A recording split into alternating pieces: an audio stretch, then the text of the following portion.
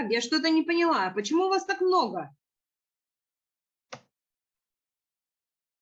Где остальные? Ну-ка, общий созыв быстренько всех.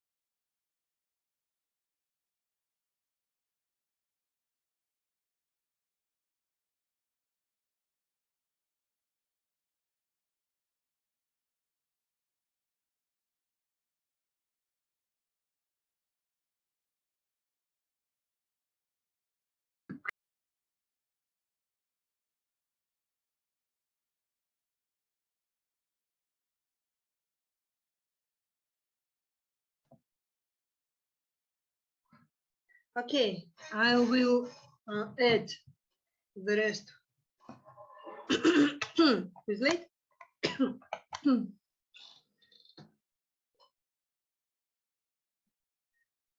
we're going to start. So, today we're going to speak about intercultural, intracultural communication, how to decode someone's messages, and communication in British culture if we have some time. And we are starting with some introductory words about conversation and culture of conversation.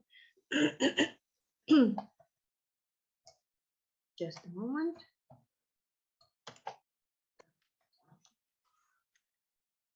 So, initiating conversation with a complete stranger. So how does one obtain information in order to start a conversation with a complete stranger?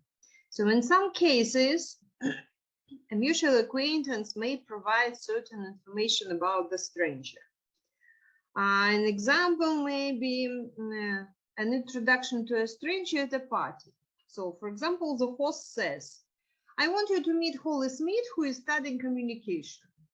And the host knows that you are also studying communication.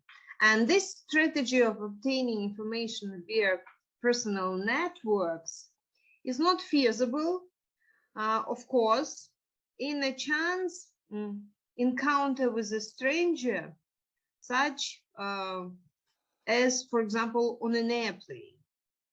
And in that situation, one often looks for non-verbal clues to start a conversation. For instance, in the case of the stranger described earlier, you might inquire something like, are you involved in sports? Or For example, pardon me, but I noticed the book you're reading. Are you interested in Eastern philosophies? And that would be the beginning of conversation. And once a conversation gets on the way between strangers, the degree of uncertainty among them is reduced and further communication is facilitated. And notice that a conversation between strangers in the United States, for example, usually begins with many questions being asked, questions that typically demand relatively short answers, such as questions dealing with one's occupation, hometown, and so on.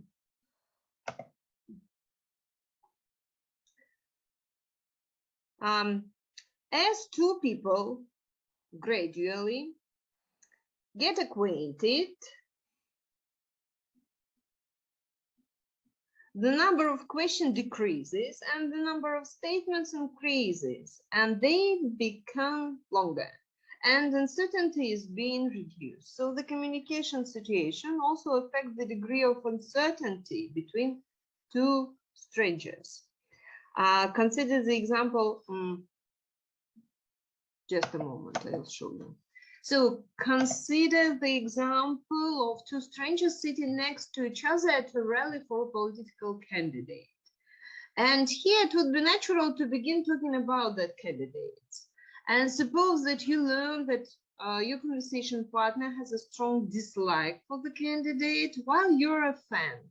And so in this case, in order to maintain a smooth conversation, you might switch to another topic to avoid a likely conflict. So this situation was proposed in 1975, as you see, by Berger and Calabres.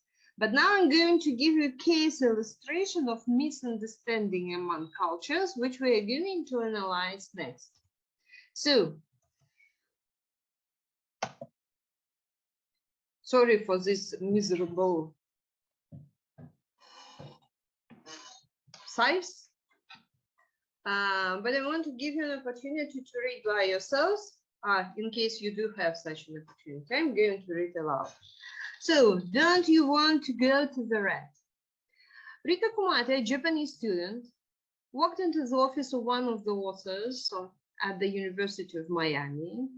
She sat down on the sofa, and the professor said, "Hi, Rika, do you have your advising folder?" "Oh, Dr. Stainford. This is not about advising. Should I come back another time?" "No, this is fine, Rika. How can I help you?"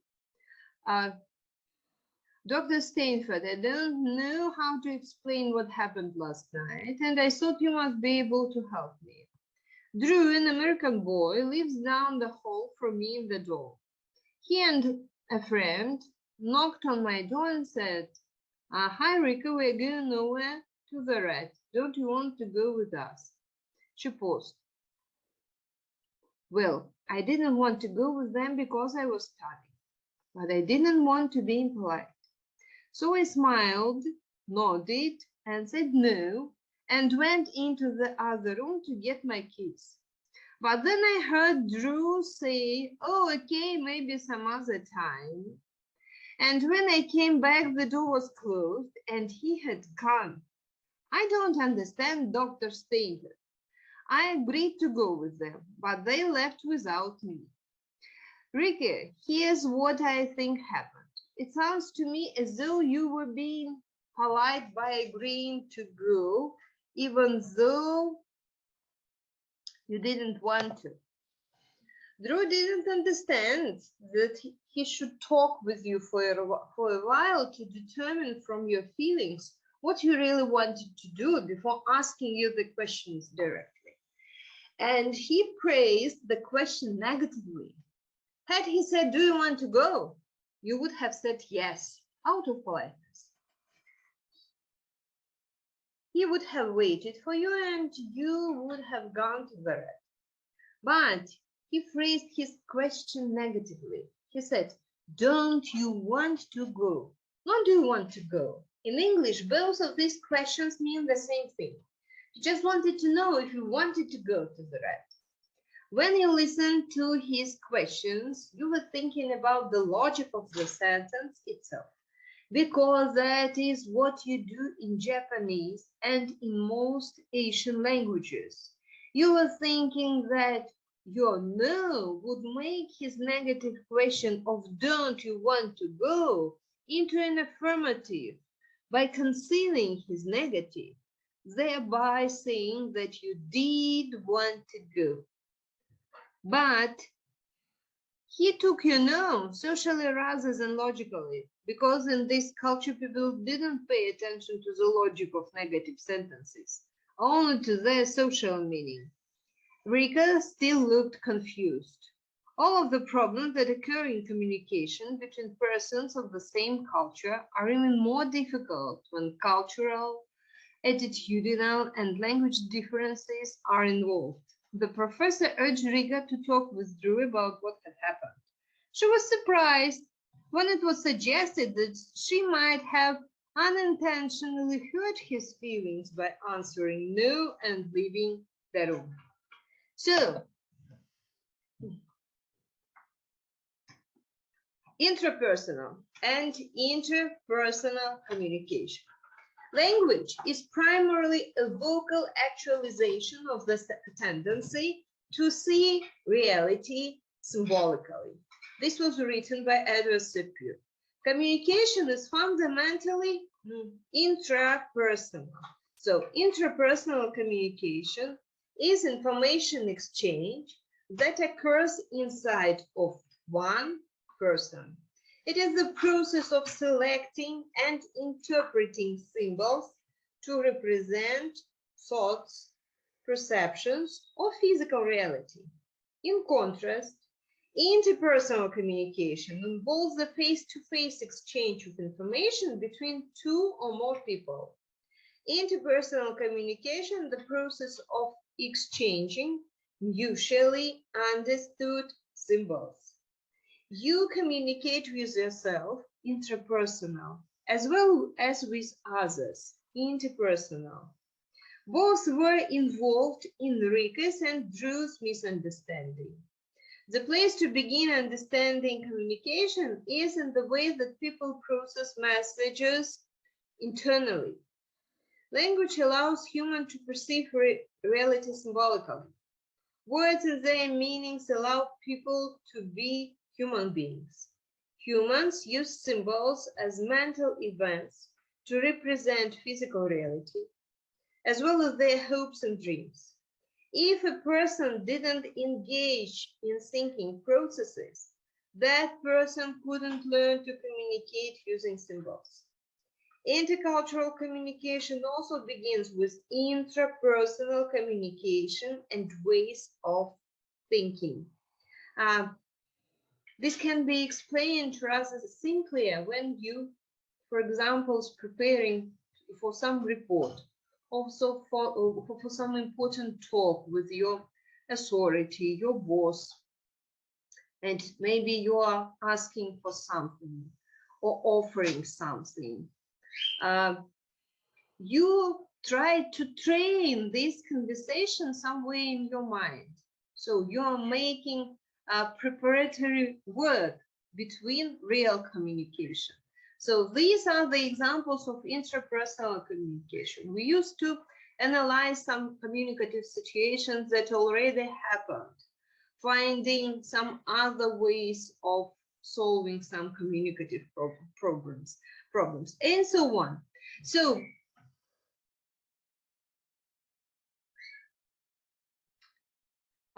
based on our experiences, we develop attitudes, beliefs, values that then influence the meaning we assign.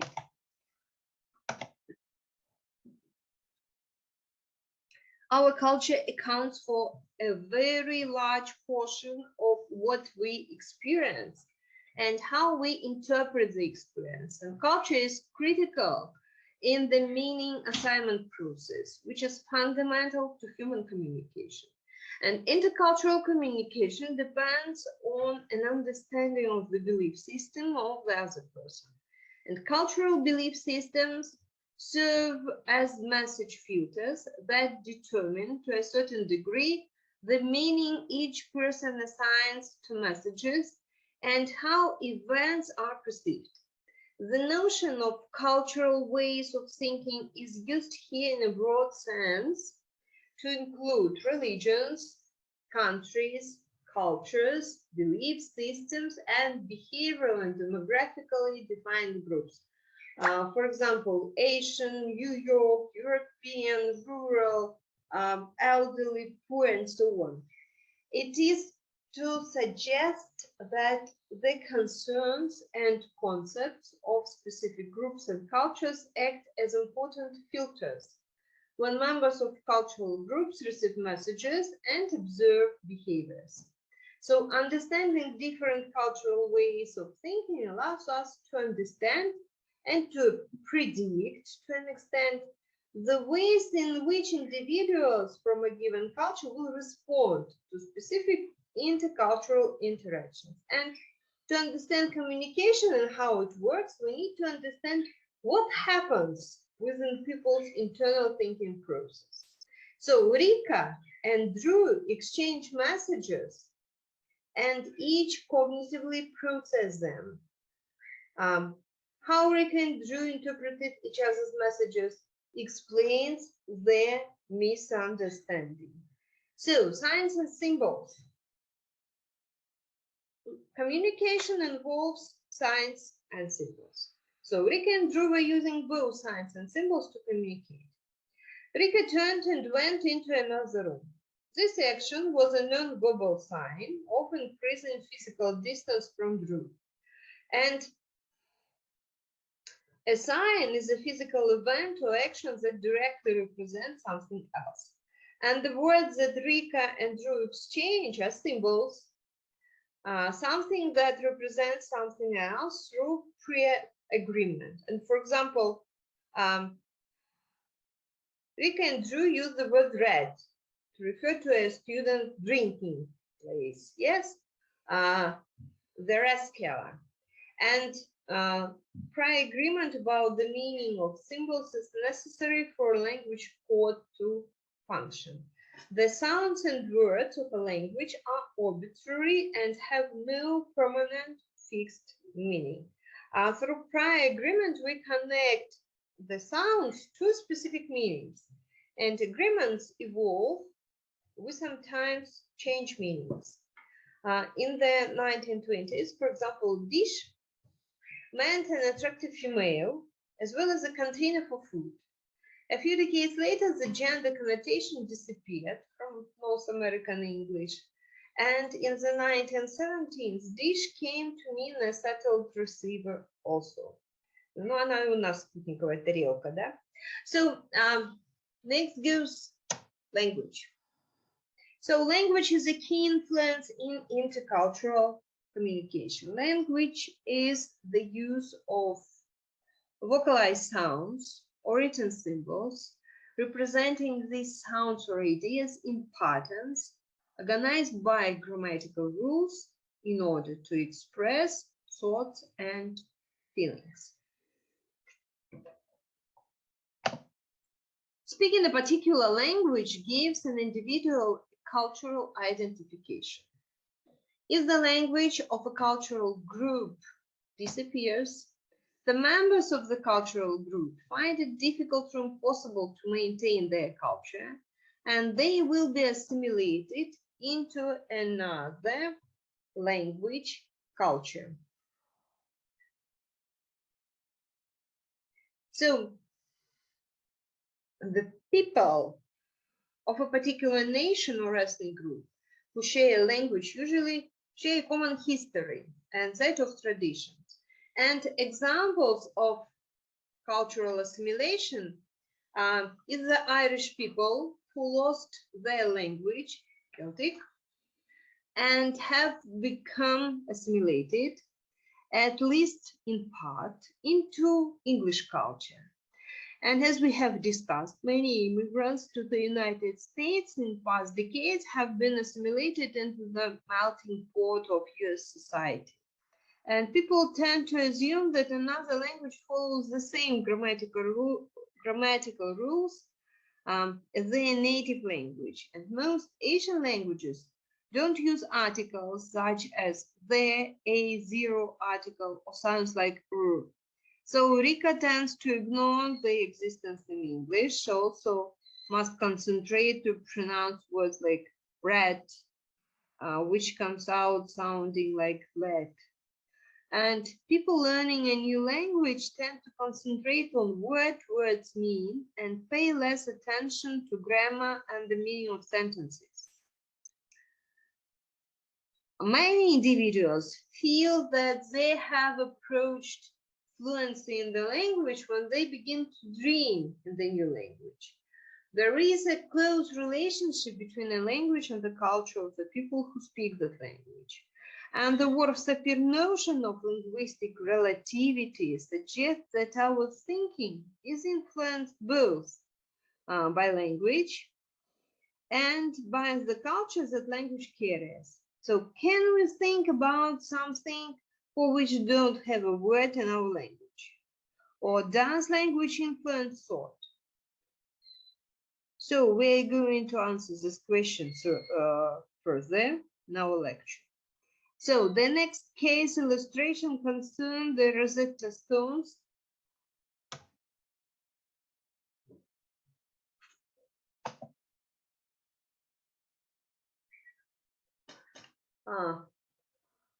So the Rosetta Stone and its important role in unlocking the secret of Egyptian civilization.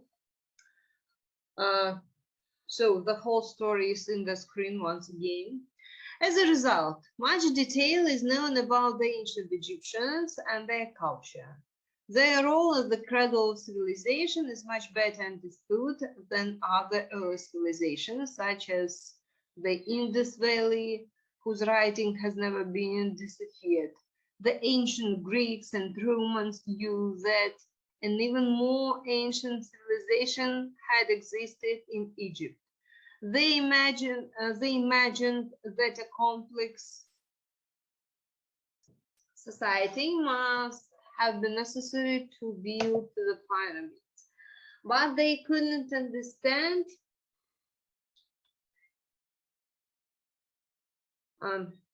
Egyptian hieroglyphics, a pictorial language that adorned the stone remains of temples and other buildings that have been preserved in the arid climate. Then the world's historians got a very lucky break. Napoleon invaded Egypt in 1799 with an army of 38,000 soldiers. He was fascinated with Egypt and knew that Alexander the Great had believed that conquering Egypt was key to conquering the world. Napoleon brought 167 of France's leading scholars with his invading force.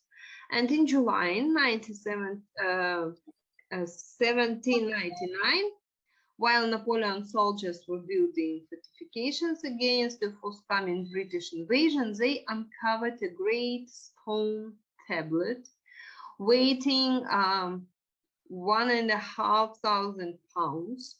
So here the sizes in inches.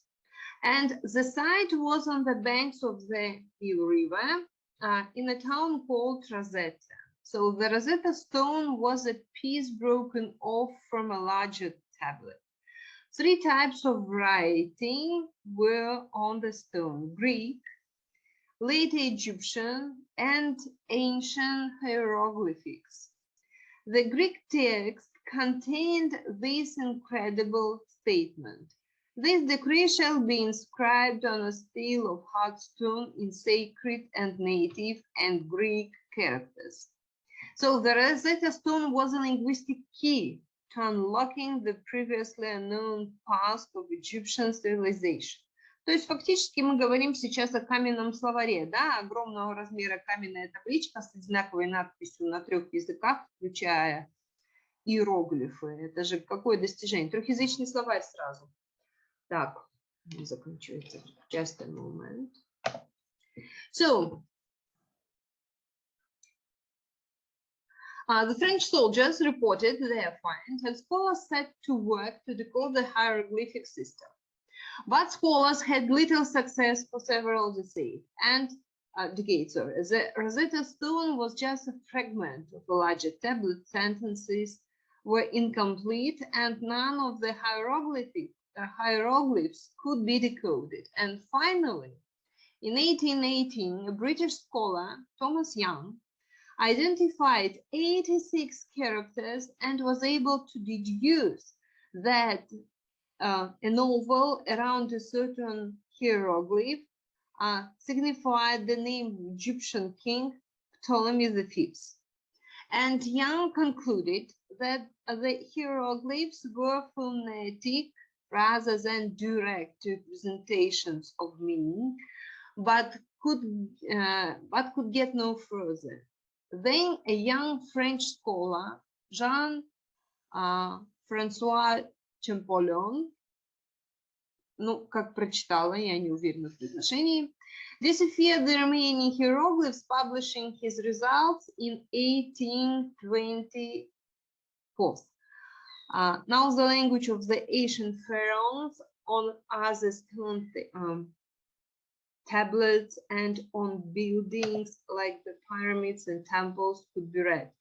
Now, humans learned that the early Egyptians wrote letters to others demanding payment of debt to tax collectors about their assessments and about their everyday life in this ancient civilization.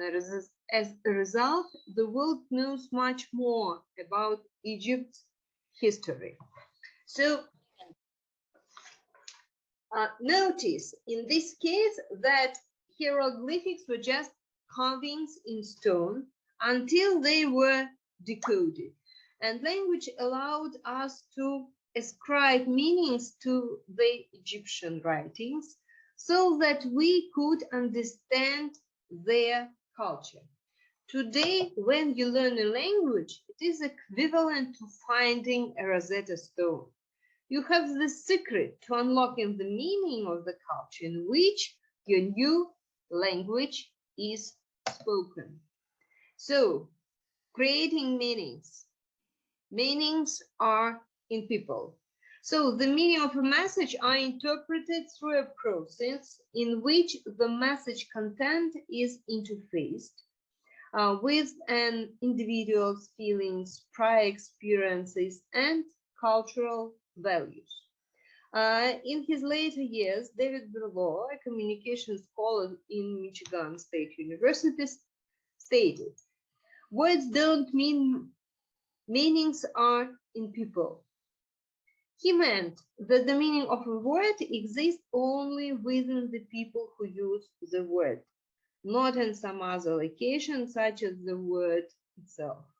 The written symbols for the word can be expressed with ink or paper, and definitions of words can be compiled in a dictionary, but the meaning is neither in the ink nor in the dictionary.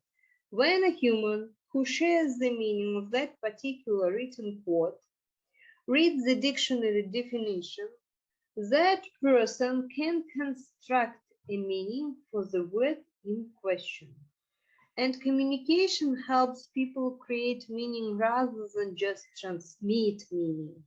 Part of the intercultural mix-up between, for example, the same our two friends, Rikas and Drew, concerned the meanings of Drew's question. Don't you want to go with us? The negative don't cause confusion.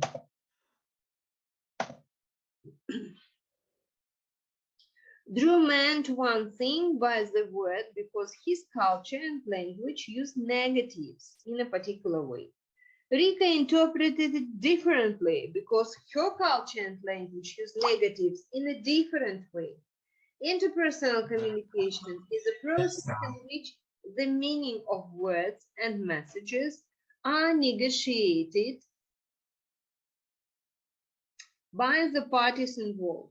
So the prior agreement provided by language is a starting place, but the meanings attributed to the words in an interpersonal conversation are created in part as they are used.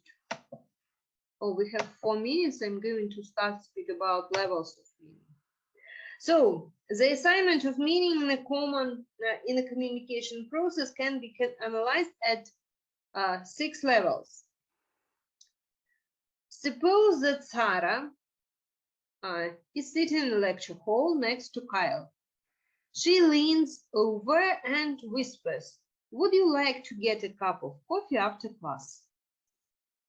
And then we are going to analyze, what does Sarah mean? So the first level, 0, that is the signal level of meaning of physical signals. So the 0 level of meaning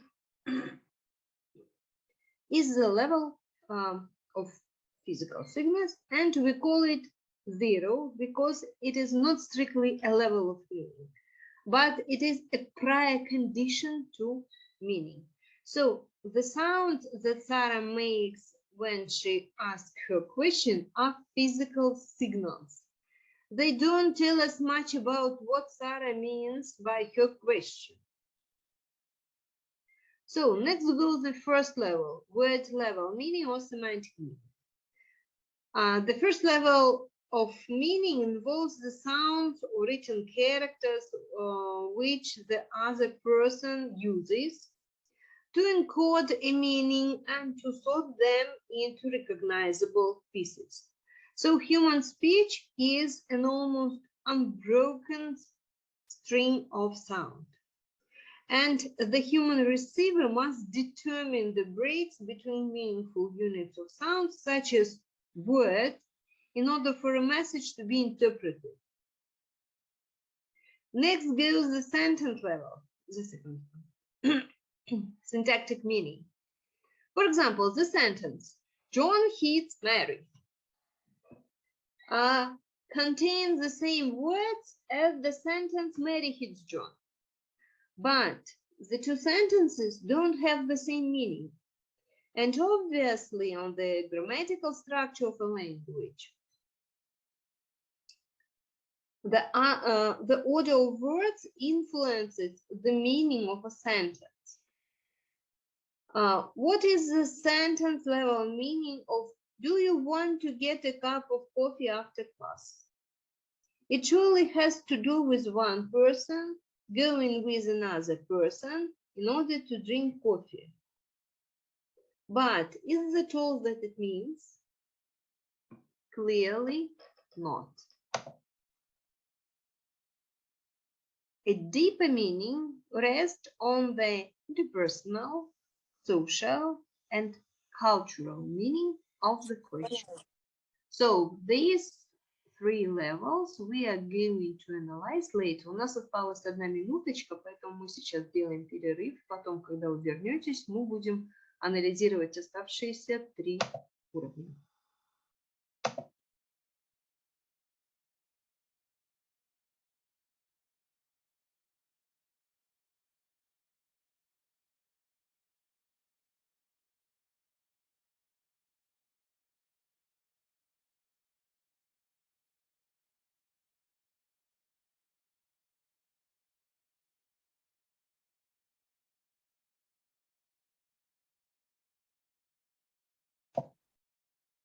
Ну, посмотри, проверяющих все больше. Okay, first scenario, the third scenario. The first scenario level is the level of intent. When someone asks someone else to have coffee with them, it can mean a social get-together to talk, for example. It might mean that one person has a potential romantic meaning to the other. It might be repayment of a social debt. It could be for the purpose of obtaining the favor. So when Kyle tries to interpret Sarah's question, "Would you like to get a cup of coffee after class?" He seeks to determine her intent in asking the question. He needs information about what is going on inside Sarah's head. He will have to guess on the basis of his past experiences with the world, with other people in general, and with Sarah in particular, based on his perception of himself and based on his cultural expectations and values. So he will bring these mental resources to bear on the question of attribution of intent. The fourth level, the second scenario level, is alternative pictures. So Kyle creates alternative scenarios related to Sarah's question. Suppose Kyle decided that Sarah likes him, and this meeting for a coffee might be the equivalent of a first date, and that Sarah also may want to borrow his notes because she missed the previous class. When he evaluates Sarah as a date, he happens to have already noticed that she's attractive. But wasn't Sarah dating Sam? Did that mean that Sarah was just asking him to have coffee in order to get his class notes? Kant's decisions about Sarah's intent allow him to create these alternative scenarios, which serve as meaning for Sarah's question. So the last level will be general theorist level, self, others, and the world. A final level of meaning in a communication message deals with the self, others, and the world. So Sarah's message will influence Kyle's self-concept, the way that he sees himself. He may now add a new element. I'm the kind of person who gets asked for a date. And Sarah has asked me out. Her invitation should give him an ego boost, also perhaps a temporary one. So Sarah's invitation may also influence Kyle's perception of the generalized other, his beliefs and attitudes about what other people in general are like. Kyle's processing of Sarah's invitation also leads him to change his belief system slightly regarding the world. And if Kyle didn't know before, he now knows that the world is the kind of place in which women sometimes ask men to go for coffee. So, and we are processing next to attribution. Attribution is the process in which an individual explains the meaning of others' behavior based on the individual's own experiences, values, and beliefs. So what does this mean? In our discussion about levels of meaning in the communication process, the first scenario level, or intent, looked at intent in assigning meaning to messages from other people. Attribution tells us how some of that intent assignment works. As with levels of meaning, attribution theory is not concerned with the actual intent of the source, but rather the intent assumed to be true by the receiver. So attribution suggests that the most important part of the meaning assignment process in human communication occurs when we attribute motives to the messages and behaviors of other people. То есть то, о чем мы всегда говорим, что, как мы любим выражаться, каждый судит в меру своей испорченности. So, attribution suggests that we usually do not attribute cause to another person if we feel the behavior or message in question was not their fault or was not under their control. So the third level, intent, and the fourth level, alternative pictures, require judgment of whether the cause of the message or behavior itself is internal or lies inside the person, or external, lies outside the person. Among the students in a class, the teacher may observe that one of them frequently asks questions, offers comments, makes a request of the teacher, while the others seldom or never do. The teacher might decide that the student asking the questions is more curious, more talkative, or perhaps less polite than the other students. These are each internal attributions which assume that the cause of the student's communication behavior is within the student. If this situation occurs in an Asian classroom or with Asian students studying in the United States, the teacher might be aware that students in Asian classroom normally select a leader to speak for them to the teacher. And this knowledge might produce an external attribution that the other students was the main cause of the questions. Research on attribution has shown that when people attribute cause to their own actions, they tend to use external factors as explanations. When they observe the behavior of others in the same situation, people tend to attribute those actions to internal causes. I believe I was late because of the traffic, but I believe you are late because you didn't plan ahead or are a late person. This is a fundamental attribution error. My actions are in response to what happens to me in the environment. Your actions are due to the kind of person you are. So, two scientists, Stanford and Novatia, extended this interpersonal analysis to intercultural situations. And they suggested that causal attributions about people from other cultures may work in the same way as the causal attribution described above. If you are from my culture, I'm more likely to attribute external causes to your actions. If you are from a different culture, then I am more likely to attribute internal causes to your actions. So the following case illustration about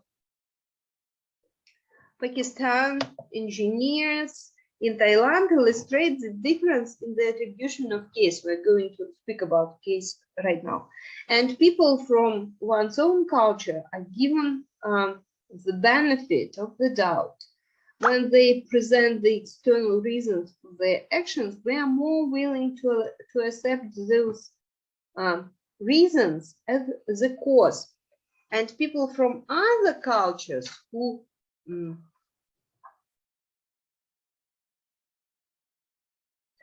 offer the same reasons, they are more likely to be seen as acting from hidden interior motives related to their culture. So here is the case illustration from intercultural interaction to international incident. International incidents frequently arise from problems in intercultural communication. In June of 1994, two Pakistani engineers working in Bangkok wanted to call their families in Pakistan. They decided to use the phone at the Asian Institute to make the overseas call. This was their usual practice, since it was much cheaper than calling from their hotel. So the Nepalese crown prince happened to be visiting the Asian Institute that day, and the two engineers had to pass through security to get to the telephones. They said they were engineers for a Thai company. The police were unable to confirm their employment by phone because the line was busy. The security people then requested to see the engineers' passports. The engineers didn't have their passports with them, a standard precaution to safeguard their identification papers. The engineers told the police that the passports were in the safe at their hotel. They were asked to produce the passports to prove their identity. Instead of returning with the passports, the engineers went elsewhere to make their calls in order to avoid the hassle of further questioning. This sequence of events led to an international incident. One engineer was arrested and charged with plotting to harm the crown prince.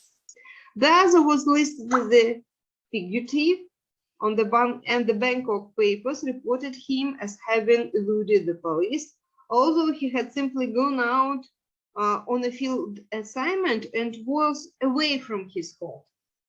Rather than attributing the incident to mistaken impressions, international malice was assigned to the actions of the engineers. One good way to escalate the emotions in any human interaction, from interpersonal to intercultural to international, is to introduce the attribution that the other person acted out of malice. Pakistan immediately branded the allegations of intended harm to the crown prince as a smear campaign by Thailand, specifically intended to sabotage Nepalese-Pakistan relations. This has become a very serious smear campaign, said Faiz Mahmood, Pakistan ambassador to Thailand. Definitely, there was a motive of some kind involved. It was as unlikely than a motive was behind the attributions of the Thai police as it was that the Pakistan is intended to harm international relations. Attributing evil motives and intentions to the behavior of others raises the level of a conflict. The ambassador went on to say that the Thai police had been used by an outside agency and suggested that some people were jealous of the closeness of Nepalese-Pakistani relations. Kathmandu also called the Thai allegations totally baseless and false. We tend to see the actions of those from other cultures as based in hidden motives within the foreign culture. Вот так звонок двух пакистанских инженеров оказался содействующим крупному международному скандалу. So, and the last, what may influence intercultural communication, the last point for today and next, and then we come to communicative strategy. So this is power. Power is the degree to which one party controls resources valued by another party. People have power in relationship to others if they can change the other person's behavior. Financial ability is one measure of power. Unequal power affects human interaction, although this influence may go unnoticed by the more powerful person in a communication relationship. However, the power differential seldom goes unnoticed by the less powerful person, who may adapt to conform to the expectations of the more powerful person. So consider one situation in which United States students on a study tour in Bangkok left a bottle of rice vodka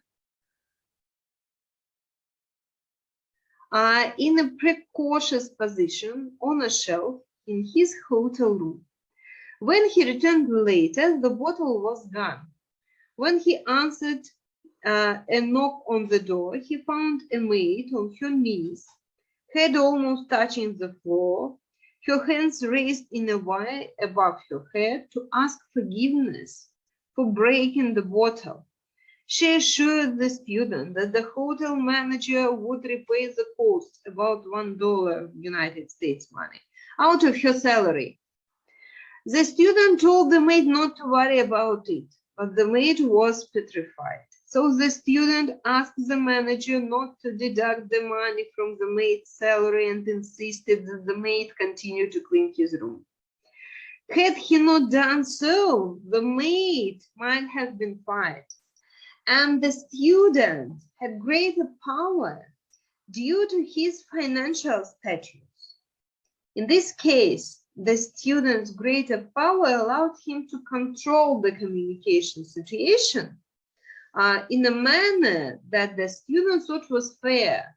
In other situations, power differences may perpetuate racism or sexism.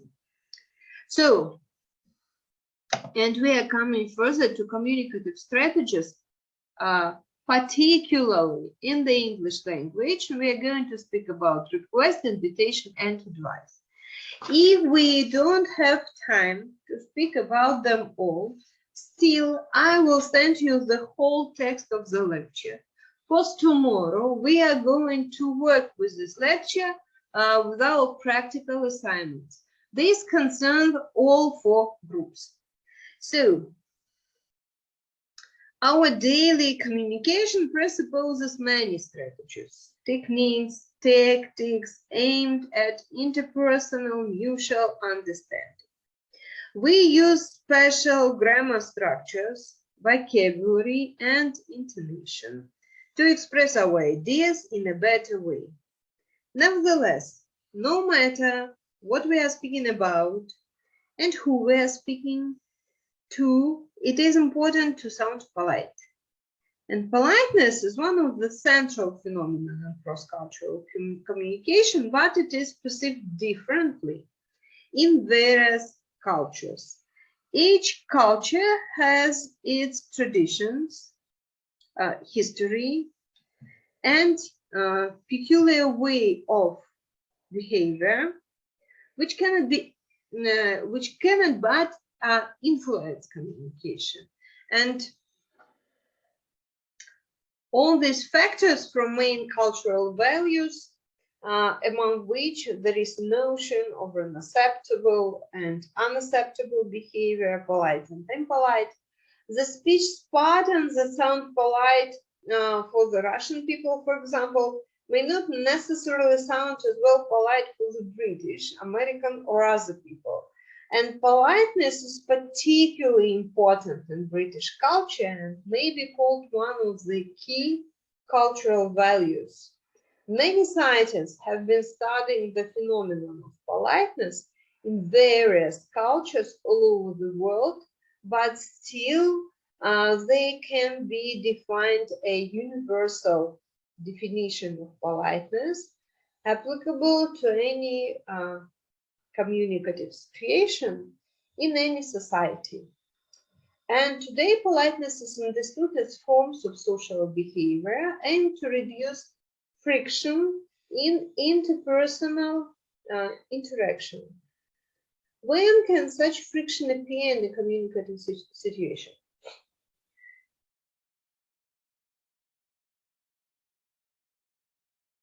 It may happen anytime when a person's freedom is interfered. In many cases, it happens when people ask somebody to do something, give advice or instructions. Particularly in such cases, there is a threat to sound imposing, manipulative, and even rude.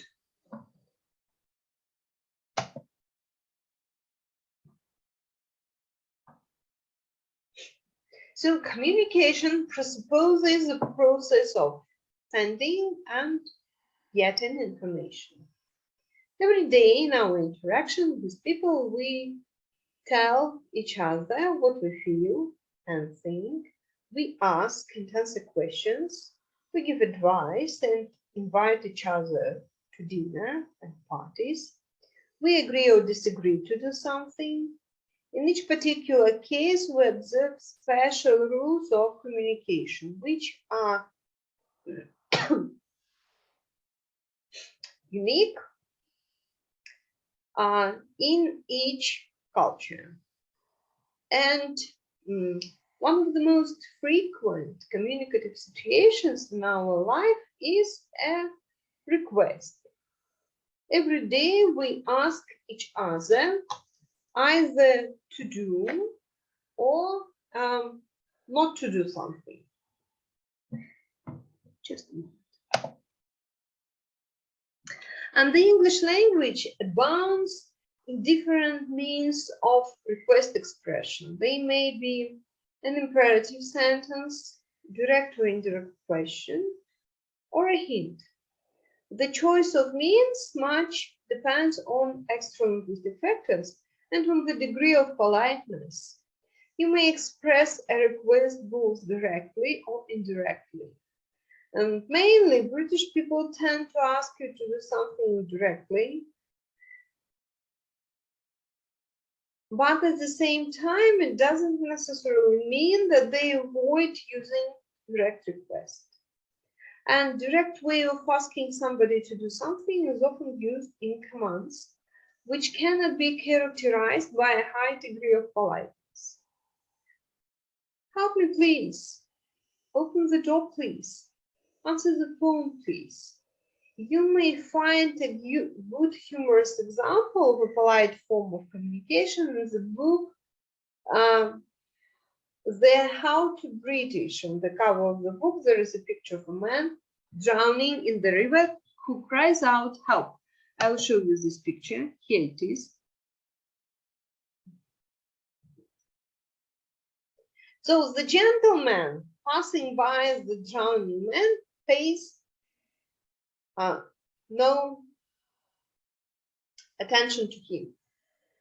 Hanging by a hair, the poor drowning man calls after the gentleman. Excuse me, sir, I'm terribly sorry to bother you, but I wonder if you would mind helping me a moment, as long as it's not trouble, of course. The gentleman turns back, takes the life belt, and throws it to the poor man. So in your everyday communication, it is possible to use imperative sentences only with your very close friends. The restriction on usage of imperative sentences in the English language can be explained by English individualism, which is considered to be one of the key cultural values in British society. So when we use direct request and imperative sentences, we give the recipient no choice not to do what we require. In those rare cases when imperative sentences are used, the modifiers such as please, dear, or just should be added to the sentence. Nevertheless, it should be mentioned that even when you use these modifiers, the request doesn't sound enough polite for the English language. You may use the word please at the end or the beginning of the sentence, and thus change the degree of politeness. Please stop making all that noise. Will sound stricter than the same sentence with please at the end. Stop making all that noise, please. The speaker may ease the request by adding will you, would you, could you, right, all right, okay, at the end of the sentence. And these phrases at the end of the imperative sentence make the impression that the speaker gives a chance not to do the act. For example, pass me the documents, will you? Thank you. In such sentences, the modifier will you doesn't express a question, but a degree of politeness, and doesn't presuppose any answer. In an informal situation, when the speaker know each other very well, the modifier please may be substituted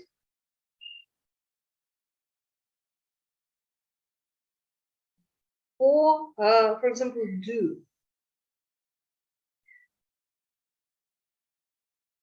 How did you get that job? do tell us. Or you tell it then you and we use the old one. So direct imperative sentences sound rude in the English language. That makes it impossible to do a word-by-word translation of such typical Russian sentences as «Скажите, пожалуйста, как пройти к метро?» So, in the street. Or, for example, «Позовите, пожалуйста, Майкла» on the phone. The English variant of the same request should contain modifiers together with modality. Could you tell me, please, how to get to the metro? Excuse me, could you tell me, please, how to get to the metro? May I talk to Michael, please? A request expressed by an imperative sentence may be positive or negative. And negative imperative constructions are used when you ask somebody not to do something. For example, don't smoke. So such sentences are characterized by a very low degree of politeness. And the better variant to ask a person not to do something is to use an extended sentence. For example, I